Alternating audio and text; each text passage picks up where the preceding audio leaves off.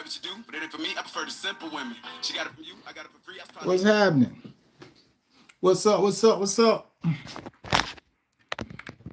It's been a long time since I've been online. I've been MIA.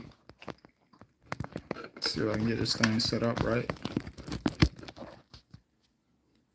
Who we got here? Oh, I got the chat thing all.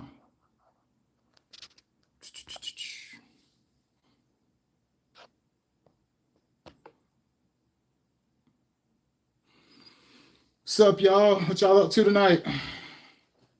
I'm over here working on the computer. Figure I talk while I'm working.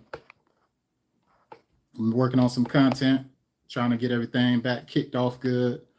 Been sitting on a bench a little bit. Oh man, my brother over here texting me. But anywho, yeah, trying to get back off the bench, create some content. We're in a new day and age, and trying to make sure I'm staying consistent with putting up content.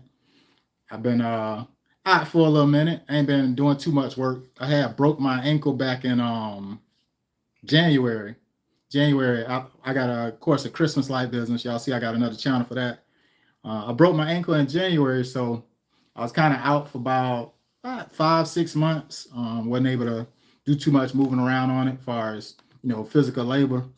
So I did have a few people that was helping me out with my landscape business and stuff like that.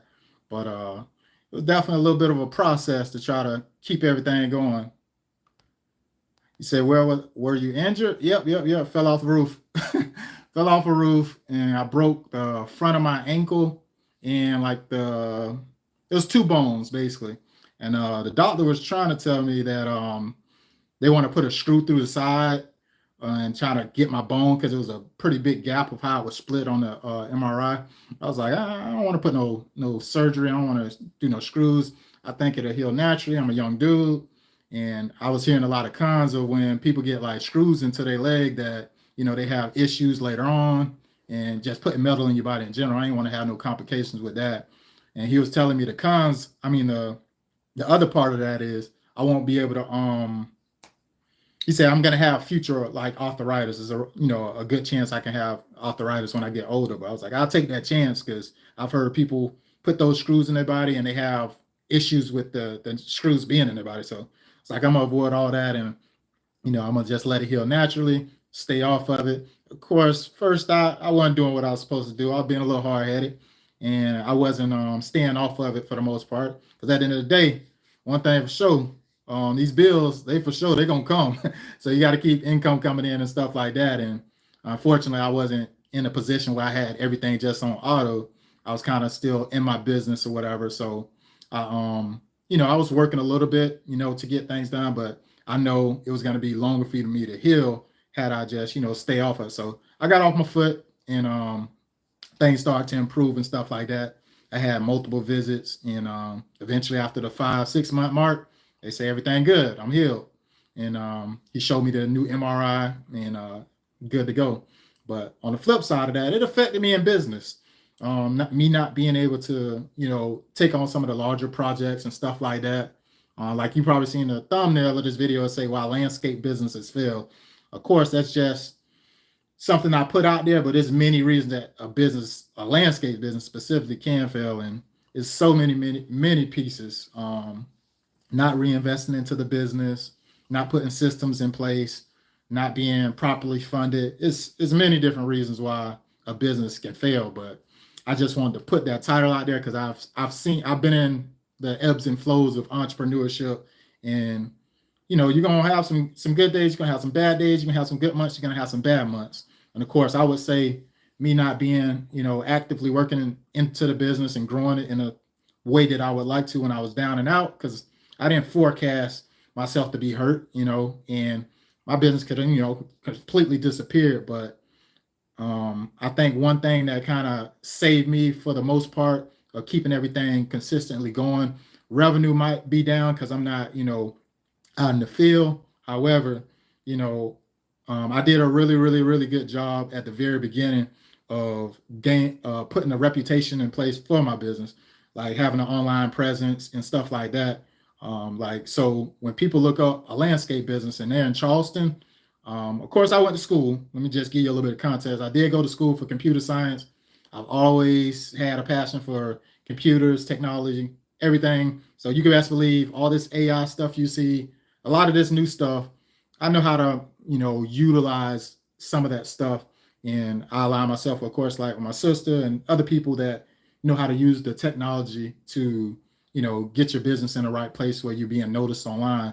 Because a lot of people think that when you got a business and you got to create a website, you got to do all this other stuff. They think it costs an abundance amount of money. In reality, it don't cost that much. It really just required the grunt work. You actually doing the thing to make a business noticeable.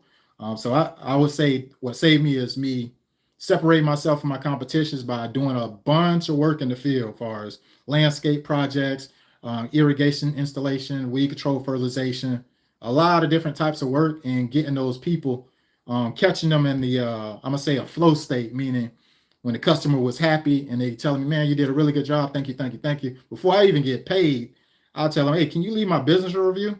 And that'll show them that it's more important for them to tell other people the good thing that I did for them versus them actually paying me, because that's long term for me. These reviews that I got like almost 150 Google reviews, and it's real people, real reviews. Not for the most part, nothing like that is fabricated. Of course, I might have had a family, friends, and all that stuff leave some at the very beginning, but overall, well over the 100 mark, those are satisfied customers who are satisfied with service.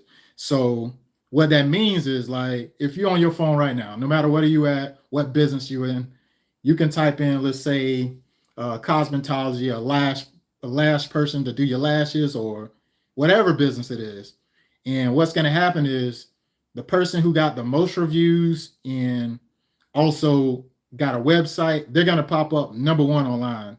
So when you look up my business in my area, I dominate. It looked like I'm a very large company. I'm a small business. People don't know I don't got like 20, 30 employees working with me. It's just me, and I got two other guys that work alongside me at times, part-time here and there, to get large projects. Maybe I add another guy on at other times to get larger projects done, but I'm not a large company. But they wouldn't know that. They'll look and see this business like at the list of, let's say, 10 of the companies within the category that you search for. More than likely, they probably don't even got 10 reviews, 20 reviews, 30 reviews. So anybody over in the 100 mark, people going to assume, man, this must be a really good company. So what happens is, instead of them clicking on the second, third, anybody else on that list of 10, they look for the person with the most reviews. Just like when you go to a new restaurant, you're going to look at the reviews. You can be like, well, do I want to eat at this place that got 2 stars, or I want to eat at this 4-star? Or when it comes to hotels, you may not be familiar with certain names. Do I want to go to this 2-star hotel, or do I want to go to this 5-star? That's what I did when at the very beginning, what gave me a real big leg up as far as receiving people that call me. So I ain't gotta spend no money when it comes to marketing, but it only would help to reinvest back into the business as far as putting money in marketing so people can find me. But naturally, organically, without me spending a dollar, people are finding me, they're calling me, they're inquiring for services. And that's just based off of me doing a good job and getting them to actually review it, review my business profile. But on the flip side of that, of course, referrals is like a given. I feel like people if you're gonna do good work and people gonna, like it a lot and stuff like that, they're gonna tell other people, period. They're gonna tell other people about your work. So when people say, oh, well, I grow by word of mouth, that's good and all, but you don't understand, we're in a new day and age. You gotta adapt to this technology and the ways that people are processing as far as engaging with people. And people use online. They use Facebook, they use Instagram, they use YouTube, they use whatever resource that they can find to find the person the contractor that they need to get a job done. So it's a no-brainer to grow by referrals, but I don't even count that. I don't say, oh, I just want to grow by referrals. I expect to do that anyways. But what you can't control and what people, take for granted is making themselves findable. Any and everybody should, if you got a business, should have a Facebook page. You should have a Google business profile page. Those two things alone, they free. They don't cost you $1. They don't cost you a dollar. And being that you put yourself out there, people can find you, period. They can just find you. You wasn't there, now they can find you. So it's no reason why you shouldn't have those profiles. When it comes to like, it's a many different like lead generation companies out there. Like you might have heard of Yelp and other things. You don't want to get out there and start filling out those because it's a con to that. It's a con to the Yelp. You'll be competing with them later on. The difference is if you got your own website set up, the difference between you, Yelp, let's say Angie's List, there's many different lead generation companies. What a lead generation company is a company that they find the customer for you, find the service that the customer need, and they sell them to you. So they might charge you $20, $10, $5, whatever. They're charging you just because they connected you to the customer. And you don't necessarily have to go through that process. Yes, it can help you at the beginning, but what they do is when they sending you those leads and you paying $5, $10, they also sent it to 20 to 30 other contractors within the area. Like, I don't want nobody reaching out to me and me coming over to the property. I'm doing this long, elaborate estimate that I didn't charge them for because people got the notion of free estimates. I feel like whoever came up with free estimates for a certain type of business models, they need to be kicked in their behind, because at the end of the day, we call that non-billable time. Basically, you got to leave your house, you got to go to a property, you got to estimate the property, you got to evaluate how much material is needed for the project, then you got to go back home or back to your office or wherever, prepare the estimate, send that estimate to the customer. Guess what? And you did all that and they ain't pay $1. They smiling. Even if whether you're high or low, they can say they don't want to go with you. And guess what? You just wasted time that you could have been spending on another project. So over the years, like I've been in business since 2018 here in Charleston, and like I charge for my estimates. When it comes to landscaping and stuff, like you got to start charging for it. And being that I got a reputation for doing good work, they want the best person who's qualified for the job. So rather you put a barrier in there for the screening process, as far as, oh, can this customer afford the service and stuff like that? I got tired of wasting time. It's still in time for my family. It's still in time for me doing other things. You got to charge for that. And it's going to show you the people that's serious and not curious, because it'd be a lot of people curious. And if they know they can just call you and waste your time, guess what? They're going to do that. They're going to call the other person, waste their time.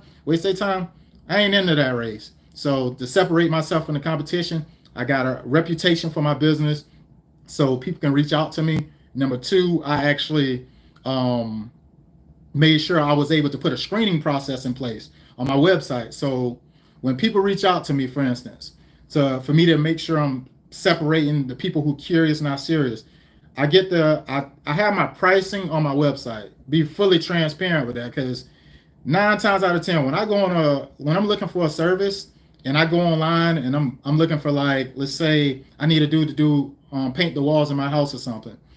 More than likely, if I'm looking for somebody to paint the walls in my house, I'm going to where was I?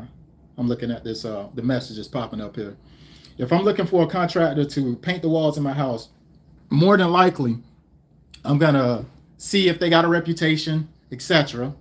And also I'm going to try to, see what fees are associated with them coming out, doing the estimate, etc. But by me being transparent about pricing, that's what I was. So if I'm looking for a contractor, I'm gonna go to their website and I'm gonna try to find the pricing. So if they got the pricing, I'm gonna feel like, okay, obviously this person is being transparent. I don't gotta call nobody. I don't gotta put my email in. I ain't gotta do none of that. And I already know the pricing. When somebody can come to your website and they know all the pricing and stuff like that, they feel like, okay, obviously when I reach out to this person, they come over, I got an idea of what it can cost me based off of them putting this information in place. That's what a website for. Like, I don't want nobody to go to my website, fill out a form, I get their email and all this information, I go over to their property and I didn't charge them for, the estimate or something. So I be transparent with them about the price of the service, and I also be transparent about, hey, if it's a side installation or a major landscape project, there's a $150 to $100 fee associated with the estimating process, and this fee, the pricing that you're charged will be deducted out of the cost of the project. So you're not losing. I'm not out here to try to get $100 for, doing estimates. I ain't trying to get rich off estimates. I'm trying to get the project. And I just don't want you to waste my time. That's what that's about. Because at the end of the day, we have to invest time into doing these projects and stuff like that anyways, as far as doing the estimating and stuff like that process. So I'm not trying to get, paid my man hour per hour per se, but I just want them to be serious about hiring me. Because if they know they got to pay every person who come out to their property to estimate a project, they ain't finna be calling 100 people. They're gonna call the right person, and they're gonna believe that this person's gonna do what they say they're gonna do. So that's the next part of it. Falling through with the barriers that you set up. So if people think this is a great company I'm calling, they got over 100 and something reviews, so they're gonna expect things in a certain way. Yeah, and that's what helps me separate myself by being punctual. So typically, somebody call my phone, for instance. They giving me questions as far as, hey, I want to get this done, down the third. Okay, if there's a fee associated, I'll be transparent with them. They pay the fee for the invoice that I send them online. And this is actually before going to the property, because there's sometimes you can go to a property and a person say they'll pay you cash or something and they don't pay. No, you gotta pay this fee before we actually even come out. If not, hey, it's their loss, not mine. I just don't want to waste my time. Yes, I could have lost an abundance amount of opportunities, but we in a new day and age where, I don't know, everything costs. And if my time costs, I can't afford to be wasting it in places where people don't value it. So that's just one little thing I put in place. But another piece, though, I'm just moving on. So make sure I got an online presence and also putting a screening process in place. Those are the first two, just things I wanted to point out. And this, I ain't got none of this stuff wrote down. I'm just kind of freestyling, y'all. But I just wanted to babble a little bit because I've been MIA on my account for a little bit, and just kind of want to fill the people in, kind of what's been going on, why I haven't been posting many videos. I got an abundance amount of content that I could be putting out, etc. Older content, but I was like, you know what? Let me just do some things that's fresh and try to go live a little bit more because I don't utilize his features that much. But definitely got a passion to help other people and stuff like that. So I'm trying to look forward to sharing more information for people that, looking for side hustles or looking to transition into the landscape business and stuff like that. There's many things for me to actually, teach and show somebody, tell somebody how to do something when they're first getting into this. It's a lot of hiccups. I've been doing a little bit more of a deep dive lately and been doing a lot of more reading. Of course, I've been in my Bible a little bit more. Okay. You know what I'm saying? I feel like that's a hurdle, it's a journey. I'm learning and stuff from there. And also been tapped into, of course, just my intellectual reading as far as like business books, personal development, because those are things that, there's people in these books and they talk about things that people already have experienced, different type of situations. And like me, I'm a person that, of course, I use my biased opinion on, things that's inside books, but in the same token, I ain't finna take the stairs when I could take the elevator. There's people that already experience exactly what I'm going through from, a same type of perspective. So I feel like I would be ignorant not to understand their perspective. Yes, I might not be in the exact situation, but it's a lot of information within books. So I'm an avid reader, and I've been learning along the way.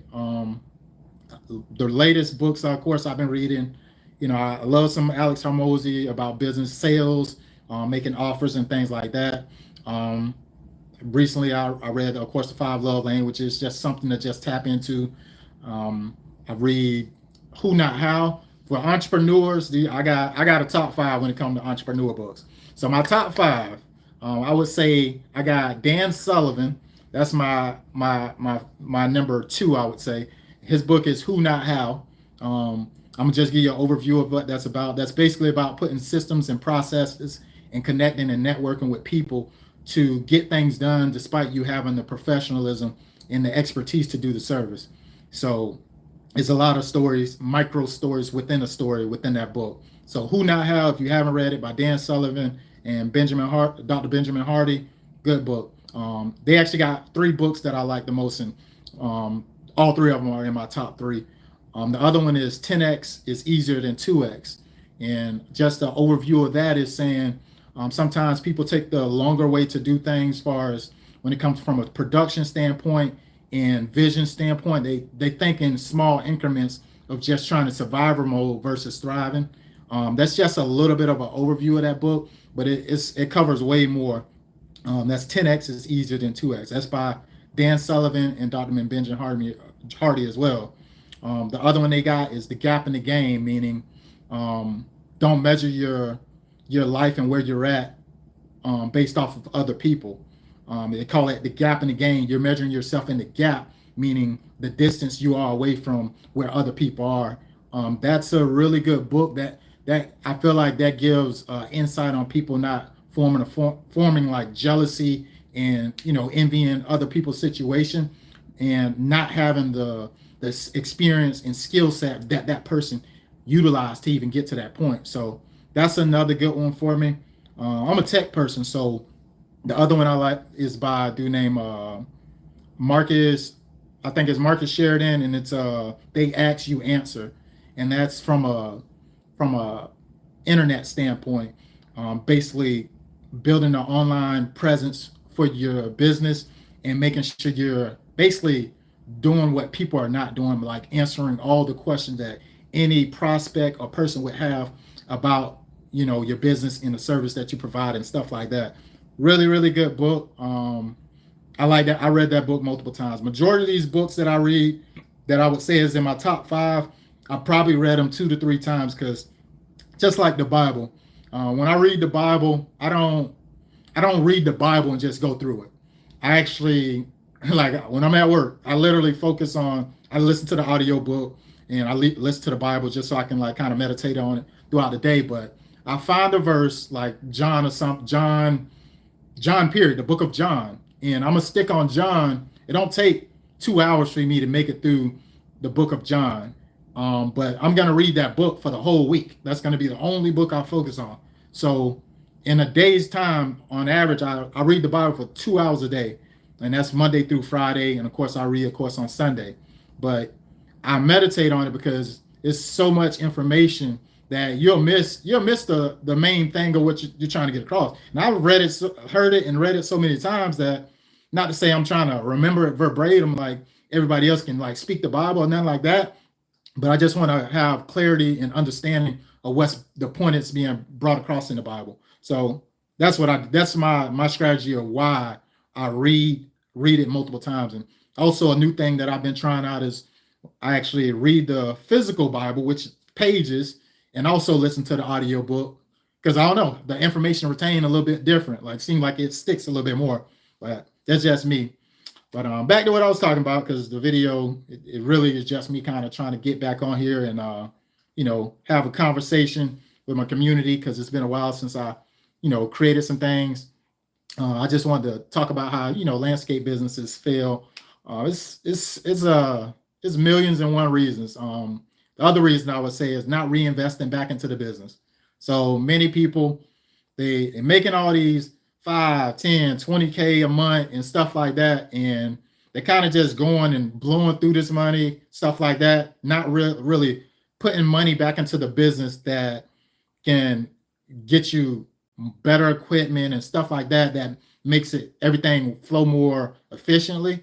So I think that's really important as far as basically putting money back into the business, because that's the only way it's going to grow. If you just kind of continue to reinvest back in it, make better systems, put better people in place that's more qualified to do the thing that need to be done. That's a number one reason I would say many businesses fail. They're underfunded, and then they don't manage the money correctly. So when they do get it and they mismanage it, now you got problems, and it can end bad. You can have tons of debt, et cetera, et cetera. I'm glad that I bootstrapped my business from the beginning. When I started out with my landscape business, I went and bought a truck cash. I think it was like $4,000 or $5,000 truck. And then I went and bought a trailer cash. It was like, I think $3,000-4,000. And that's not, let me give you context of that as well, because I used to work for Coca-Cola, and pretty good paying job. I think I was making, 60, 70K a year. Of course, that it was a salary-based position, and I learned a lot of skills from that job, despite a lot of the stuff it took from me as far as my time. I value any and every place that I go because those skill sets help me transition into my entrepreneurship. There's many different places that I work. I worked at FedEx before. I worked at Pizza Hut before. I worked at Coca-Cola, of course. I worked at a place called Snyder. I worked at all these places, and every place I became a manager. I moved up. I moved up, and every time I kept moving up, it's like, man, it's like every time I'm moving up, I guess I'm not complacent. Like I don't want to sit in one position, but also being that I'm learning these skill set and people value me like that, obviously I must have much more to offer. And I feel like once I get out of a state of where I can't grow, that's when I feel like it's time to move on to something different. And in this sense, entrepreneurship is what I decided to get back into.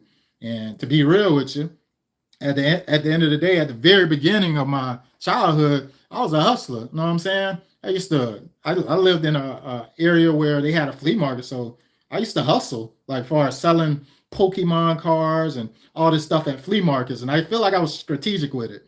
What I used to do is, like, I have a book where, I used to buy packs and I keep all my little holographics and stuff like that, right?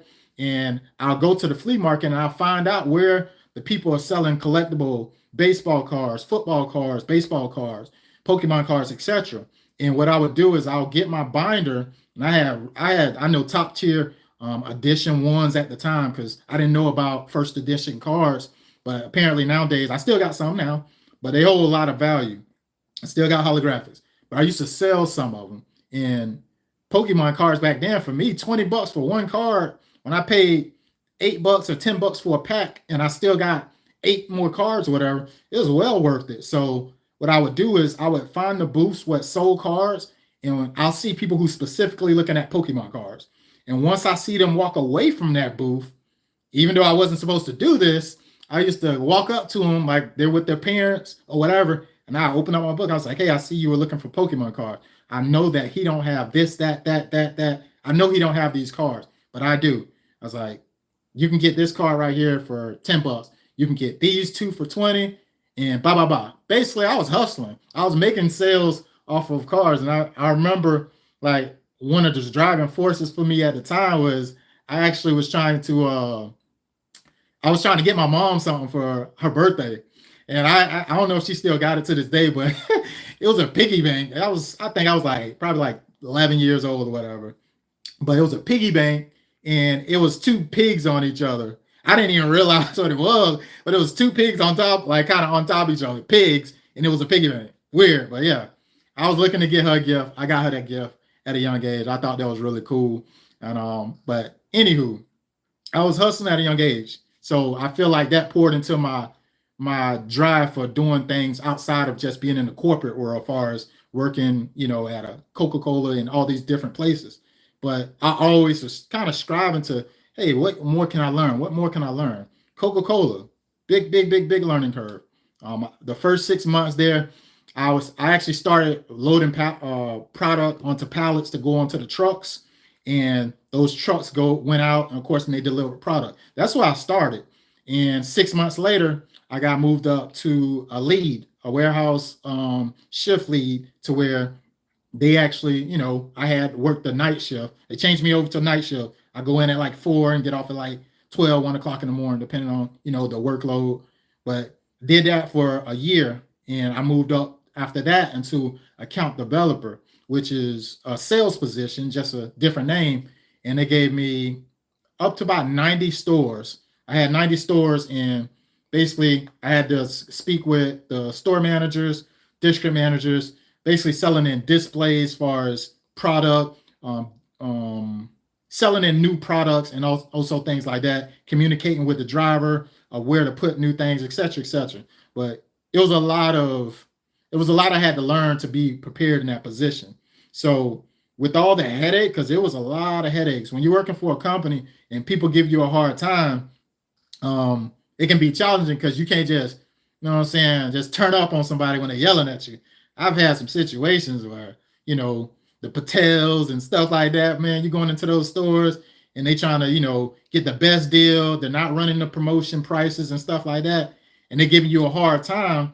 And you got to learn how to diffuse things. Sometimes they didn't fill out certain contracts that we agreed to on the pricing, and they try to sell it, and I have to check them and stuff like that. It just was a lot of back and forth that I had to learn how to communicate with people better, and actually in a factor where we can actually get stuff done together. So that was fun or whatever. But I say that to say all the experiences from either childhood, from me hustling, selling cars, to my mom hosting bake sales for like pastor appreciations.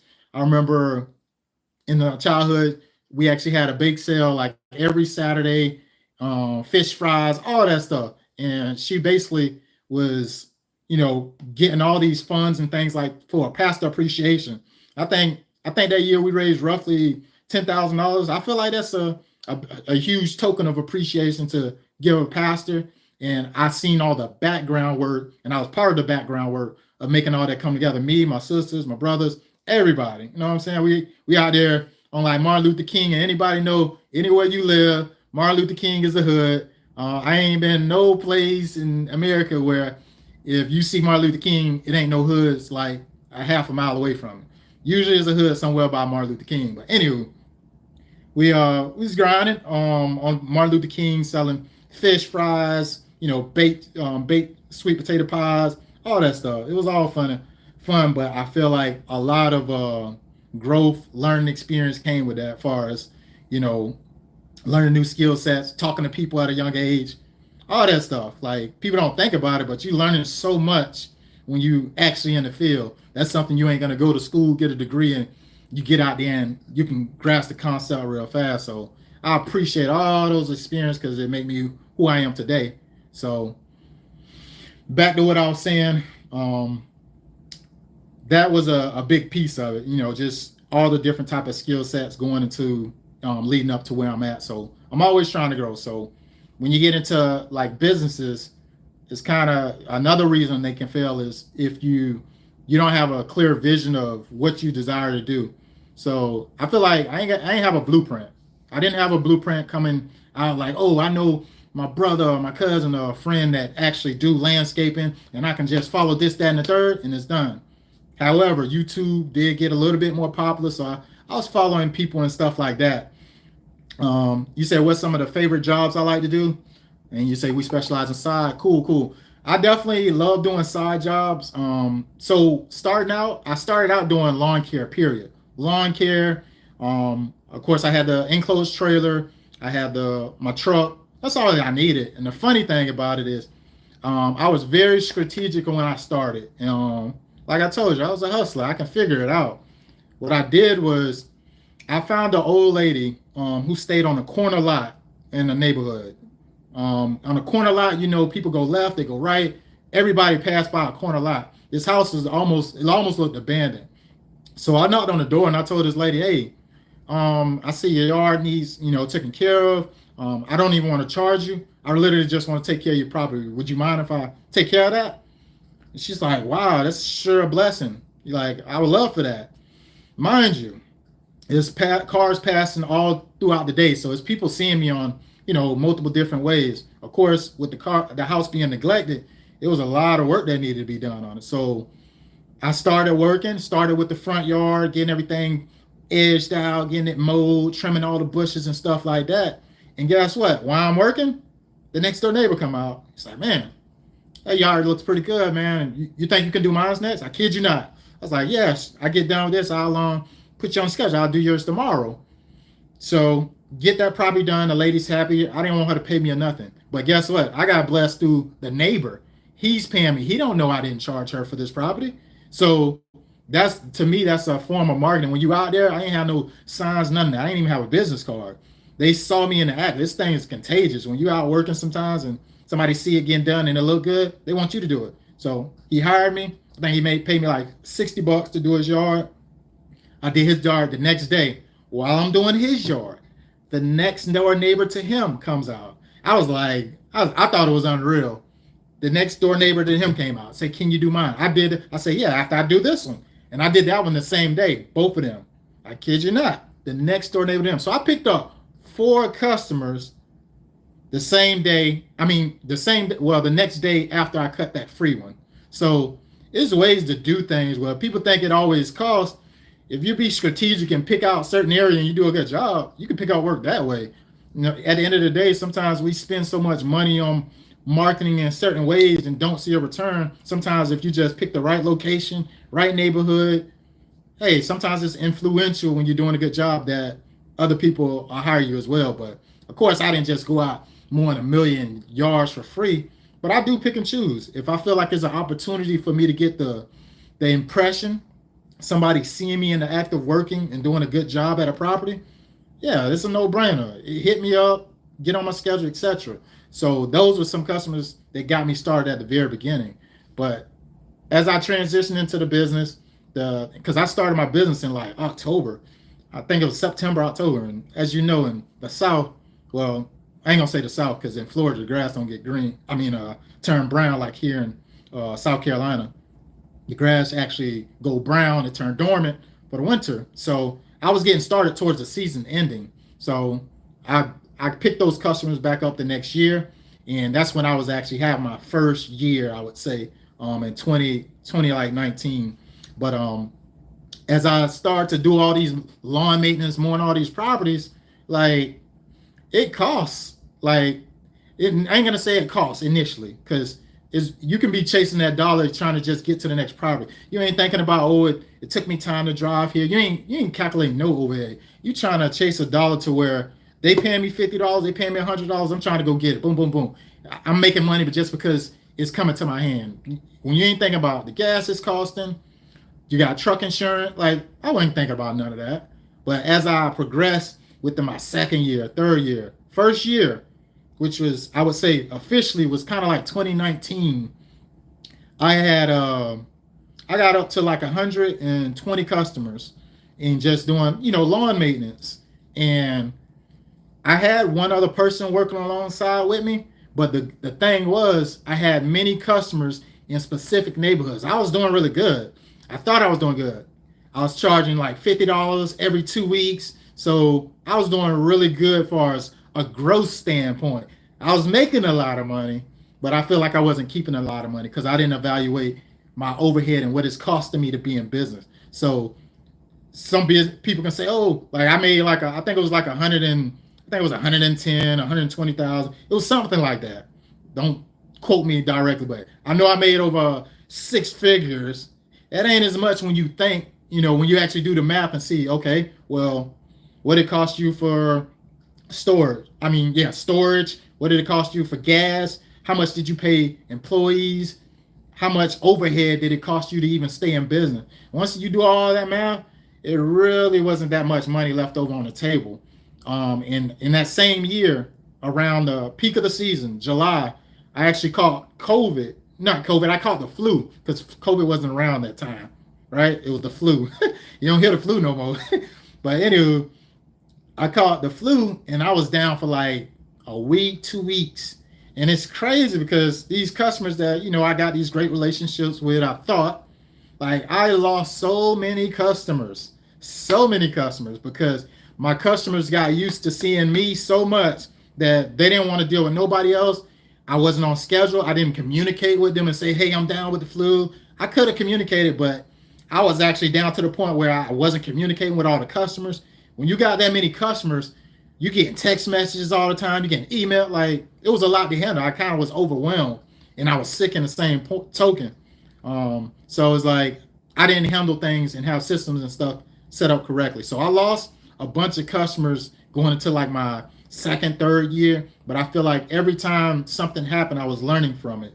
But one of my biggest things I started to do is try to get more focused on like to where I'm at today, as far as getting more focused on like this type of service that I'm looking to offer to be more focused, because there's many different services that people can get in the weeds about. It don't matter which part of the business you choose. You can do mow lawns, you can choose to do sod installation, irrigation. Any parts of this business is a $1,000,000,000,000 industry. That's a no-brainer. Like you can make plenty of money depending on whatever industry you choose within the green industry. If you want to just do tree trimming, guess what? There's a company that just cut trees. Think about True Green. True Green is the only company that's in my local area that got more reviews than me. That's $1 billion company. Go look at the green industry top 10. True Green is up there. Multi-billion-dollar company. Brightview is up there. Many different landscape companies up there. But I say that to say, if I could have stayed focused in just doing lawn care. This is what I've been saying. Yep. I could have focused on just doing lawn care. But when I thought about zero turns and like a zero turn mower nowadays, you're almost going to pay $10,000 for a commercial grade zero turn. That's just very expensive. And if you do the math, let's just do a simple math. Say if I got a customer that pays me $50 every 2 weeks for 12 months. That's $100 a month. That's for 12 months. And that's $1,200 a year. Do you think they're going to pay for that zero turn? So and then also be mindful of this. If you're mowing on every 2 week frequency, that grass throughout the like June, July, it's getting high to the point where it's going to put more work and more wear and tear on the spindles of your mower. So your equipment it can go down. Do you got a backup equipment for that? Are you ready for all the maintenance and all that stuff that come with being in business? So that's a piece that I wasn't, thinking about. I'm charging low price point. And as soon as something happened with this expensive mower, now it's taking me a long time to do these properties with smaller mowers until my equipment get back out of the shop. Like, in that token, I could have took my own note for myself and reinvest back into my business. But my thing is this, with the expenses that I already had within just the business, like I said, it's easy to look at the business account and look at the P&L at the end of the year to see how much the business brought in. But what did you keep? What did you actually make? When you look at all those expenses and stuff, that money I was like, man, I don't know how this thing say I had 6 figures, but I don't see that in my account. Like, where is that money at? Like, where is it? But when I start looking at all the equipment rentals, because some of the jobs that I did, not only lawn care, because I didn't make all this money. Let me be transparent about that. I didn't make all of my money in just doing lawn. I was doing landscaping. And when it comes to landscaping, I use specialized equipment like skid steers, mini skid steers, side cutters, aerator machines, top dressing machine. I use all different types of machinery that I don't want to go outright and buy because I don't do them, consistently enough.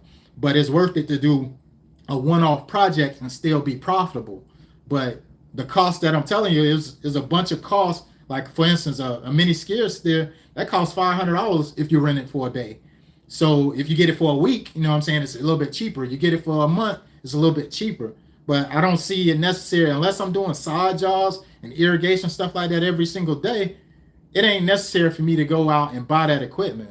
So I never went out there and just took the plunge and, spent a bunch of money and bought equipment that wasn't absolutely productive every single day. So that was a big piece of, what I feel like was one of those things I wanted to measure. I was like, I don't want to, spend a boundless amount of money on equipment that's going to have issues, and it's a lot that you got to keep up with. So I changed the structure of what I was doing, and I think this changed up my business, and it made me way happier with what I was doing in business. So I think 2022 or 2021, I went to a contract base with my customers, where instead of me mowing your lawn once every 2 weeks, $100 a month, I charge 180 to 250, and it go up depending on the property. But what I did was I provided weekly mowing, and also I trimmed the bushes for a property. So I'm visiting a property 4 times, which less wear on the equipment. So the equipment may not go down because the mower don't have to work as hard with the blades spinning. When the grass is high, the blades work harder, spindles break, more wear and tear on the equipment. So I avoided that by more and more frequently. 2, I was able to walk away from a property and everything looked good, meaning they appreciate that they property look good, and they ain't have to tell me, hey, can you trim the bushes next time? No, because it's included with the price already. So I think a lot of my customers appreciate that. The con of what happened was I think I was at 100, almost 75 customers. When I went to contract base, I went all the way down to, I think I was at 35 to 40 customers. But guess what? You do the math on that. I got the average customer paying $200 a month. They already paying double of what one person was paying me in 2 months. They're paying me that in 1 month. So I'm more profitable, less properties, less travel, more profitability, and I have more longevity when it comes to equipment. So it's a lot of reasons that pour into why I feel like I continue to kind of learn from my mistakes as far as what I'm doing in business to what I need to change each year. And every year in January is where I take that time to pivot and look at the whole where I'm at right now, where I'm trying to go. Like the numbers, am I profitable? All that stuff is real. Another book that I would recommend on that is a book called Profit First, and that connects to your personal finance and business finance, and they tell you how to allocate your money as far as having taxes set aside, having your the money that you pay yourself set aside. You pay yourself first, basically. Profit first, hence the name of the book. But it gives you a real clarity and breakdown of how you can organize your money. That way you feel like you're not out here just working for nothing, but it's just really just a system. Because a lot of the problem that people have with money management is just knowing how and where to put things. Otherwise, if you don't make a plan for your money will make plans for you. And guess what? That plan ain't to be in your pocket. It's gonna be in somebody's store somewhere, or you go somewhere and you make an impulse buys. Like if you have money that's set aside for expenses, for business expenses, period, you shouldn't be going into a store and say, you know what, I see this and I want this, so I'm gonna go ahead and just get this and I'll make it back later. Because that's really one thing that can pour into why people make a lot of impulse buys. You can go into a store and you didn't necessarily plan to buy something, but being that you see it available and you make a plan in your head of how I can help you. Let me get this thing back started. You end up making an impulse decision, and that ain't part of the plan.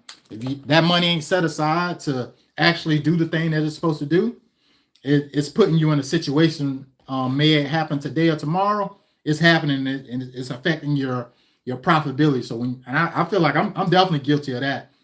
I'm guilty of that at the very beginning stages, but once I became aware of information, like knowing how to do things and not when and where to do things, I think it helped me out a lot with not making like all those impulse decisions.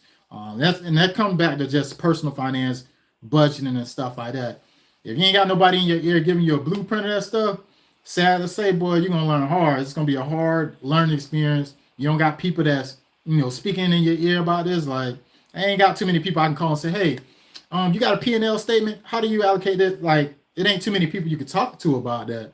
I wish I had somebody in my ear, and I'm connecting with people nowadays, of course, that specialize. I got a brother-in-law that he love finance. I got my cousins, and I got people in general that I know if I'm not an expert at something, hey, I humble down, chill, and I'll listen because I feel like I say this all the time, but the person who knows it all is a fool. Like I know I don't know it all, and I'm not opposed to sitting on the bench and taking a lesson. I feel like for life, I'll always be a student. I'm never too cocky or got everything figured out to the point where, nobody can tell me that. That's foolish. Like somebody who don't have as much experience as what I've been doing in landscape still can teach me something. I'm not opposed to learning something a new way and at least listen to somebody, but when listening to people in general who's trying to help you, I would say is some information that doesn't always apply to me, or it doesn't apply to me. Sometimes I have to take out my biased opinion of how whatever someone is saying applies to my situation. And what I mean by that is nowadays there's 1,000,001 YouTube channels and stuff like that where people are presenting information, and stuff may be necessary for you and there's stuff that may not apply to you. I don't just find a YouTuber that I like and somebody who I know is giving factual good information and say, you know what, this is for me. No, you got to take what applies to you from what they're talking about. Every single thing, I don't never try to follow something verbatim. I do my research because there's a lot of misinformation, and you don't really know people's like real, you know what I'm saying? You don't know their stats. You don't know if they really out here doing what they're supposed to do to even be giving you that type of information. So just like the books and stuff as well, like I read them, but it's really for perception. I want to hear somebody understanding of something that I haven't heard, and I don't feel like there's nothing wrong with that. In reality, I just look at it as a hobby and a form of almost edutainment. Like I want to hear how this played out for this person and stuff like that. But yeah, I've been babbling for a little minute. Anybody got any questions? Cause I see there's still some people on here and stuff. I'm just talking about landscape business and why some of the businesses and stuff like that fail. A dude did say, he specialized in side installation. Side installation, I would say, is one of my favorite. I think I'm really passionate about side. It's like this. Anything that I do, sometimes I feel like I got into the green industry because I was passionate about cash flow. I seen, I can make money fast. We live in capitalist America, meaning you can find something that somebody needs and you can find a way to make money. People necessarily don't always want to do the thing at hand. So there's always a way to find your lane to be, make money in the green industry. So I would say as I, started with the lawn care part of the business, I transitioned into sod installation. I love sod installation because I like to educate a lot of the customers. Like I feel like the sale is almost done. I ain't gonna say it's done, but I prepare people for the sale when I talk to them because I don't try to sell to people. For one, when people call me, for instance, they trying to call and get a side job done. I don't just tell them, yeah, I put some side down. I ask them a bunch of questions, and I'm pretty sure the person who they called before me, they just trying to get the job done. They know I'm about to make 5-6 bands. I'm about to make 10K. I'm about to make 20K off this one job. So people easily try to just get the job done and tell you, yeah, they can come over and hurry up and give you a price and all that stuff. And sometimes that's even a delay. But I would say when people call me when it comes to sod installation, I screen them. I say, hey, have you prepared yourself? Sod is usually a pretty expensive process. Like typically, it costs this between this and that, right? If for this amount of space, I give them an idea. And also, like I told y'all at the beginning, all my prices on my website. So you can go look and see exactly how much all this stuff costs. You ain't gonna get that when you reach out to somebody else. You can go to somebody else's website. You ain't gonna get that information because they want you to reach out to them so they can try to sell you on it. Me, I give you all my prices so you can already have that information. And when you call me, you're a little bit already more prepared to go ahead and button it up and get this on basically this project schedule. So what I do is I figure out, okay, what's your conditions of your lawn? You got oak trees in the backyard? You got any trees that's shading the yard? Like, what's the conditions of the yard? And are you prioritizing the front yard or the backyard? Which one that you desire? Because usually people who want to get sod installation, they don't know how expensive it is, how expensive it's going to be. So I like to try to see what's a priority for you. Like, should I prioritize the backyard, the front yard, or whatever? Because the backyard alone could cost you $5-6 grand depending on the size. The front yard alone can cost you $5-6 grand. It can easily be a 10-20K project if you're trying to get the whole yard done. You don't know that because you never reached out to somebody and actually had them break down the number to you. But every business is different, and there's some people that's out here just performing for nothing. And then that's why a lot of these businesses go out of business within the first 5 years because they're just trying to close up the sale. But I asked them questions like prioritizing, okay, you want the backyard done, the front yard resodded. Okay, what do you use your yard for? Do you go out and grill? Do you have any pets? You got any pets? Because, certain turf ain't pet friendly. I would say none of it is really pet friendly, to be honest. But there is some lawns that's a little bit more tolerant when it comes to foot traffic and stuff like that. For instance, a football field, a golf course, they got two types of grass type they typically put out there. That's Bermuda and Zoysia. So I tell these customers that they're hearing all this over the phone before I meet them, before I like any of that, because I'm trying to be transparent and give them a realistic expectations of what's possible with their property. Well, if they say, well, the front yard is full sun, we have no trees, but the backyard, yeah, I got a bunch of trees. I was like, when they say that and you got a pet, the problem with that is you can only choose 1 to 2 type of turf type in my area when it comes to sod installation. We got St. Augustine, which is the typical grass that you see in Florida. That's hence where the name came from, St. Augustine, Florida. We got that type of grass type, and it's a little bit more shade tolerant. I ain't gonna say it's completely tolerant because any grass, it grow in a field. They need sunlight, so you need to make sure it's at least receiving some type of sunlight. There's some cases where I've seen grass grow almost up to the tree, but in the same token, I tell them you got that, and then you got some zoysias that are a little bit shade tolerant as well. But Bermuda, centipede, don't put those grass types in this backyard because they need full sunlight and the lawn can die. And I say it ain't gonna die immediately. It's gonna die over time. It's gonna, it might thin out the first, second year, but eventually it's gonna thin out, and now you got a bare spot, and now the grass is like really struggling. But it ain't an immediate process when the grass is actually, dying out. So I'm having all this conversation over the phone before I go out to the property, etc. Now, being that I've already gave this customer all this information, they already kind of sold like, dang man, this dude, like, you're the first. Majority of the time they be like, you're the first person I heard tell me all about this stuff, and I never thought about all this. The other guy, he told me I can put Bermuda in the backyard. I've heard that many times. This other guy, he told me, yeah, he'll put some centipede down. It was a fraction of the price. And I tell him about the pricing too. It's like, zoysia is the most expensive grass type, in our area because it's a premium turf type, etc., etc. And I would say St. Augustine, it can be expensive as well, being that you only get a certain amount of square foot on a pallet. You don't get 500 square foot. It's only 400. On zoysias and Bermuda and centipede, all of those have 500 square feet.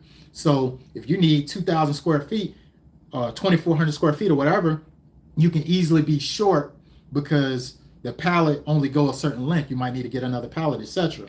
But I tell them all these things so they know, hey, this dude, he keeping a G with me off top. He being transparent about, how much it costs. He told me the turnaround time, typically for any sod job that I do. I tell the customer, hey, our turnaround time is 2 days, meaning the first day we come in and we prep the property. We do all the grading. We remove the old lawn because we don't want the lawn competing to grow with, any type of vegetation. I typically have a 411. They come out and mark the water lines, etc. So we can be mindful, of your property. If you got any irrigation heads, we go ahead and tag those prior to actually doing the job. That way, we know where we need to cut and we don't forget anything. And you got heads that's buried and stuff like that. Just giving them all the details of what kind of going to it. So I'm mentally preparing them for the job. And I tell them off top, like, hey, this get ugly before it get better. Meaning when you see us coming here with these machines and you see us tear up your lawn and stuff, it ain't gonna be pretty. So don't expect it to look all pretty. But guess what? When we're done, you're gonna be very satisfied. And hence the reason that's why I got all those reviews from the customer, because they happy with how it turned out. But to separate myself from the competition again, I go in that extra mile. I do this thing where when I actually do a side job and after it's completed and everything, I don't just run for the hills and run off to the next job, because that's what they're expecting. That's what many contractors do. I had my kitchen redone, like, I think it was 2 years ago, something like that. But they can't wait to get done with a job. When they get done with that job, they're trying to get that check and gone. But guess what? They had one of their managers come by and just, we weren't complaining, I think, about the work or nothing being done, but he came by, and this is what I respected. He looked and was like, hey, this floor is not right. They didn't install this right, and it's not level, and it's a little bit of a dip and stuff like that. So I'm going to have them come back out. They're going to rip everything up and do it again. I was like, whoa. I was like, that's cool, because he didn't have to tell me that. We wasn't tripping about it. We didn't know the perfectionism that was needed with that specific part of the job, but it showed he had integrity. So they came back, redid it, and we was happy. So with my customers, when it comes to landscape, like, I learned stuff from experiences and stuff like that. So with my customers, I keep them on a 90-day treatment, meaning when I install this lawn, I'm going to keep up with it for 90 days as far as treating the lawn. I'm going to put down the fertilizer to make sure it's fed. I'm going to put down an insecticide to make sure we don't have anything that's infesting the lawn, like we get any armyworms or nothing crazy. I'm gonna stay on top of your lawn. I'm gonna make sure it's being properly irrigated. And what you guys probably like, how are you gonna make sure it's properly irrigated? You ain't at these people's house every day, right? But what I do is I stop by there once a week, and randomly I would check. I use a moisture meter to see if the soil is moist. The moisture meter tells me if the lawn has a higher moisture retention, meaning the lawn is actually irrigated properly. If it says dry, I'm like, I call the customer and say, hey, I stopped by and I see the lawn. It's going to be you need to pick up the watering frequency. Maybe it's a little bit hotter. We haven't got any rain in a few days, and that's for the customers who don't have irrigation. Or just turn off the irrigation to a little bit more of a frequency, and make sure we water them in the morning. Don't water at night. Just giving these people all these details, because that right there, I want the lawn to be successful. I want it to look good. Like, I ain't trying to. It's a big mistake when you install it and you run off, and then they don't. Then I give them a guide. I give them a whole paper too that showed them how to take care of the type of turf they got, etc. But if I was just to run off and not go back and do these types of things, I'll be just like the other contractor. And if there was a type of people that they can afford the service and they like the job that was done, but then I leave and then I don't communicate and don't follow up, and let's say certain parts of the lawn die off, they ain't gonna be the happiest when they reach back out to me. Although they were happy when the job was done, they're gonna be like, hey man, we haven't heard from you a bit. We didn't really know how to care for it and stuff like that. But the lawn, it seemed like it's struggling. A lot of areas are brown. It died off, I believe. Can you come back and check it? I go back and check it. They didn't irrigate it. Oh, we didn't know to irrigate it and stuff like that. So there's a lot of different things that go into it. And if I'm not telling them to properly irrigate or whatever, the lawn dies. Now they got other problems. Now I got to go back to the property, replace parts of the lawn, things like that. Now it's a bigger cost to me because I didn't do my due diligence to communicate and set out a plan for that person to actually properly care for the lawn. So that's just a little bit of piece that what I try to do, and they value that because I'm pretty sure there's not many companies out there that would do something like that. Like, oh, they're gonna keep up with us for 3 months, and it's not mowing it. Like, I don't mow the property. They might not be a mowing customer. Typically, some of the people who reach out to me and they want like solid installation and stuff, sometimes they're just out of my service area, and that's something I had to learn from doing the lawn care side of business. If you ain't got all these people stacked up on top of each other and really in close density of each other within the city, it can be a piece of work driving 20, 30, 40 minutes out to try to service all these clients. So what I would say is these customers that I have for landscaping, they typically are outside of my service area. It's worth taking on the chance of doing the property, because unlike a lawn care customer that pays $50 to $100 a month or $200 that like at the very beginning, they're paying $4,000, $5,000, $6,000 for one project. You know what I'm saying? So it's definitely worth going 30, 40 minutes away within my service area. But when it comes to maintenance, they say, hey, can you mow the lawn for us? I was like, I would really love to. Unfortunately, what I'll do is I'll connect them with somebody who is reputable within those areas, because I ain't finna step outside of my zone when it comes to, oh, I'm finna go 40 minutes out just to mow this one lawn. It's not beneficial. Reason being is you got a guy that you paying, let's say $15 to $20 an hour, and you're driving 30 minutes out and 30 minutes back. You just paid him for an hour of time of just being in a vehicle. And not to mention, when you're driving back, you got to drive back into your service area and stuff like that. So we call that windshield time. You're paying somebody for just being in the vehicle. So when it comes to, even to this day, when it comes to any type of mowing, I want everybody to be neighbors or in the same neighborhood, because when you got to do any driving, it's adding on windshield time, and it makes it harder to be profitable, because you don't know, if you do the math, you driving around for 10 minutes, 5 minutes, anytime you're driving, you're wasting productivity time of where the employee can actually be doing the work to get the job done. So that's one of the reasons why I try not to step too far out when it comes to lawn maintenance. But however, I will take on larger projects that's outside of my service area. But I ain't gonna go like I would say an hour, 2 hours out. I still ain't doing that. That's kind of crazy. Um, I just try to stay within like that hour range. If I can stay under an hour, 45 minutes, 30 minutes here, I'll do that. If the ticket is large enough. But lawn care, being that the ticket number is much lower, and to make it profitable, you got to have a lot of customers stacked on top of each other. It's a different little ball game. But I've been on here for about an hour, y'all. Anybody got any questions? I'm just over here babbling. I appreciate y'all stopping in and watching. I know I got some family and friends on here. You say that's what I've been saying for sure, for sure. I'm reading some of the comments on the screen. You say his favorite job is sod. Yeah, one of my favorites is sod as well. I would say one of my second favorite, I would say, is I